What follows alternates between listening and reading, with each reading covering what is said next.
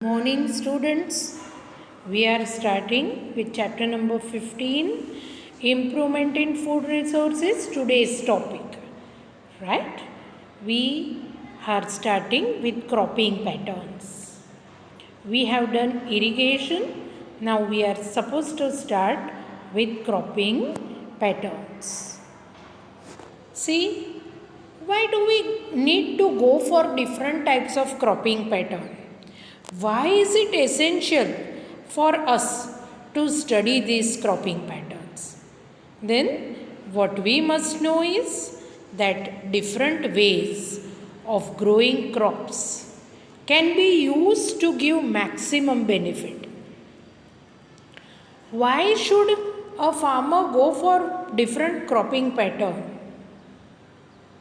Then different ways of growing crops can be used. Why? For maximum benefit. Actually, you are going to study 3 types of cropping patterns. First is mixed cropping. Second one is intercropping. And third one is crop rotation. So, what we are supposed to know is, first we are going to start with mixed cropping. Why is it done? To get maximum benefit. This is something that you should know. So, mixed cropping is growing 2 or more crops simultaneously on the same piece of land. This is very important. You are supposed to remember this. It is growing 2 or more crops simultaneously on the same piece of land. Same land is there, at same time 2 or more crops are grown. For example, this is also asked as objective. Wheat plus gram. See the combination. One is cereal, anaj. Another one is pulses, that is kathod. So, one needs nitrogen, another one gives nitrogen, fixes nitrogen in the soil with the help of nitrogen fixing bacteria. So, wheat and gram. Or wheat plus mustard. Mustard also same way. Or for that matter, groundnut plus sunflower. You can understand they all have different purposes, right? Wheat is a cereal, as we know. Mustard, it is used as a spice, and oil also is extracted from it. So, oil seeds category also can be included over here.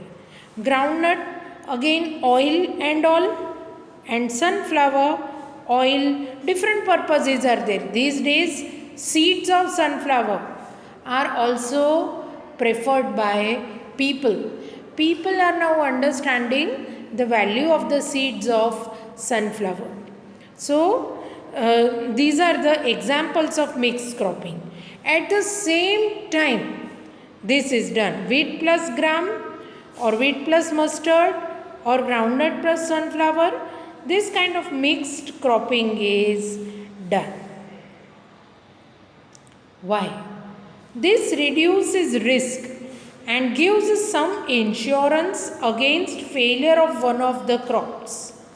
Means what? This reduces risk, in which you will say, what is that? Say for example, if it rains in such a way, in the way that unseasonal rain comes, and unseasonal rain comes at that time that it is not beneficial for the wheat, then it will so happen that wheat will not grow or it will not be all that healthy. Then they can earn by selling gram. Or if they have grown mustard, they can earn by selling mustard. So this is how it is. If some pest has come in that way that it destroys gram, or for that matter mustard, and so much of crop of gram or mustard is destroyed, then what will happen? It will give some insurance against failure of one of the crops. It cannot happen that both wheat and gram or wheat or mustard, both crops are damaged. That is not possible. Right? So, it prevents the spoilage and it reduces risk, gives some insurance against failure of one of the crops. This is mixed cropping. What is intercropping? Intercropping is growing two or more crops simultaneously on the same field in a definite pattern. Means what? See, this much will remain the same. You will grow two or more crops, that too simultaneously on the same field. But what is the difference? In a definite pattern. Photograph is given in the textbook. Right? This is how you are supposed to do. So, a few rows of one crop alternate with few rows of second crop. In the textbook, figure 15.2, it is given. Say, two rows of particular plant is there, and then again two rows of another plant, again two rows of. So that is intercropping. Few rows of one crop alternate with a few rows of second crop. For example, soybean plus maize or finger millet, bajra plus cowpea, that is lobia. See, soybean is a pulse, sort of, means it will give you protein for that matter. And maize is a cereal. So again same combination. Or bajra and cowpea, that is lobia. This is done. So two rows of soybean would be there. After that two rows of maize or two rows of bajra plus two rows of lobia. This is how it would be done. The crops are selected such that their nutrient requirements are different. So, the crops are selected in such a way that their nutrient requirements are different.